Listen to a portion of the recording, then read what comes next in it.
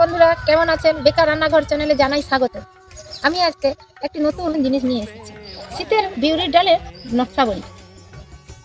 চলুন বিউলির ডালের নকশাবড়িটা কিভাবে বানাচ্ছি দেখবেন। চলুন বন্ধুরা, রাতে কলাইটাকে বিউলির ডালটাকে ভিজিয়ে রেখেছিলাম, সকালে সিলে বেটে নিয়ে আসছি। এইবার আমি ওটাকে ভালো করে দাঁত ফাটতে হবে, হাত দিয়ে ফাটতে হবে।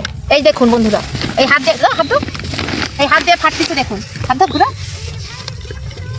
এভাবে ফেটে এরপর আমি তিল বা পোস্ততে আমি নকশা বড়ি দিচ্ছি। দেখুন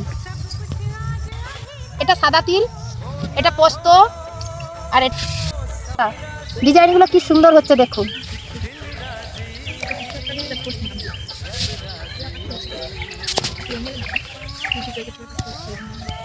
দেখুন বন্ধুরা, আমি আরেকটা থালা নিচ্ছি, এই লাল তিলের মধ্যে দিচ্ছি। দেখুন এইটা দেশি তিল, এতে স্বাদ খুব ভালো হয়। দেখুন বন্ধুরা, এই লাল তিলটা বাড়ির তিল, আমাদের বাড়িতে হয়েছিল। একে ভালোভাবে ভেঙে চাকে ভাঙতে হচ্ছে, খোসা ছাড়াতে হচ্ছে। খোসা ছাড়িয়ে ধুয়ে এই তিলে বড়ি দেওয়া হচ্ছে।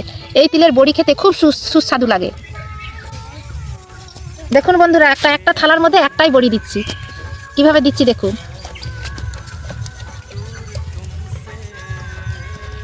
টিপতে পারি না।